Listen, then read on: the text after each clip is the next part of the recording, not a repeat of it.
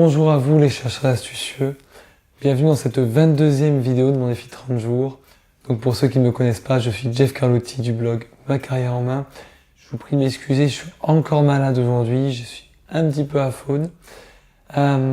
Mais j'ai envie quand même de vous faire cette vidéo pour respecter mon défi, j'espère que vous m'entendez bien.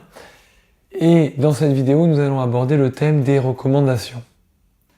Donc là pareil, c'est du Robert Cialdini dans son livre Influence et manipulation, donc Robert Cialdini qui est sociologue américain, pardon, et qui explique que si des personnes disent du bien de vous, et bien typiquement quelqu'un qui va apprendre ça va avoir davantage tendance à penser également du bien de vous. Donc concrètement, les recommandations, comment ça se passe?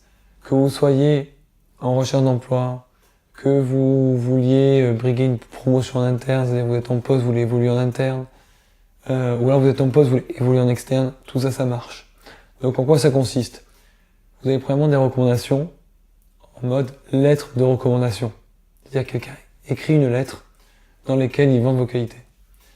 Il témoigne de vos qualités. Deuxièmement, les recommandations sur LinkedIn. Et troisièmement, vous allez aussi avoir ce que moi j'appelle des listes de contacts, c'est-à-dire des gens, si on vous demande des prises de référence, par exemple, un recruteur vous demande est-ce que je peux contacter des personnes qui pourront me parler de vous, eh bien voilà, c'est d'avoir des noms à donner avec des numéros de téléphone et des mails pour que les recruteurs puissent éventuellement se faire une idée de qui vous êtes au travers du regard d'autrui. Donc voilà, donc 3 types de recommandations.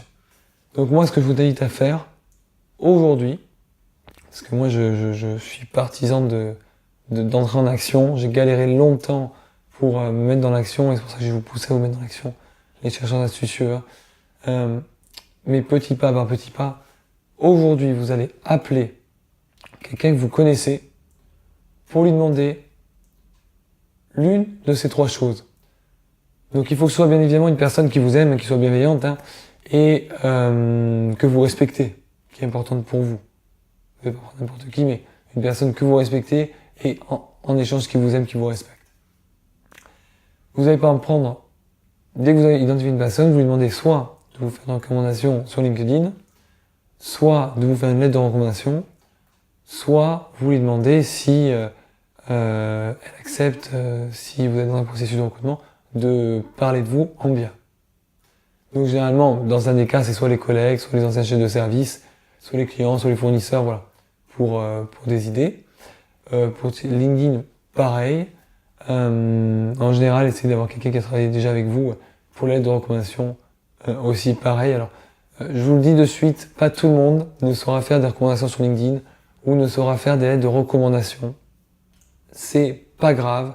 Soit vous pouvez les aider à le faire, c'est ok, tant que le contenu est, je dirais, authentique et sincère et vrai, quelque part. Autre élément que je vais vous partager par rapport aux recommandations, si vous êtes en entretien, devancez le recruteur, donnez votre liste de contacts, les 3 personnes par exemple, vous la donnez directement. Pareil pour les lettres de motivation, pourquoi pas les mettre, les lettres de recommandation par contre, pardon, pourquoi pas les mettre directement avec vos dossiers de candidature ou les sortir en entretien au moment opportun qui vous semble opportun pour marquer des points, voilà. Donc vous avez plein de possibilités, Et LinkedIn, c'est regarder, moi je connais Sabine Cops qui est recruteuse pour Business France et qui m'expliquait que elle va toujours regarder les profils LinkedIn des candidats qu'elle sélectionne. Donc les recommandations, ça peut jouer en votre faveur. Enfin, disons que si vous avez des recommandations en votre faveur, vous maximisez vos chances d'arriver à vos fins. Donc merci de m'avoir écouté jusqu'ici, les chercheurs astucieux. Pour ceux qui veulent en savoir plus, allez sur mon site internet Ma Carrière en Main.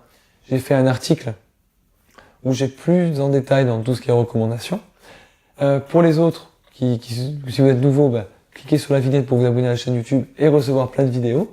Et puis dans le descriptif, vous pouvez aussi cliquer pour avoir le lien vers ma newsletter pour recevoir la méthode chaque semaine. Je vous promets, j'aimerais établir vite, je prends soin de moi, comme ça je pourrai retrouver du peps. Merci et à demain.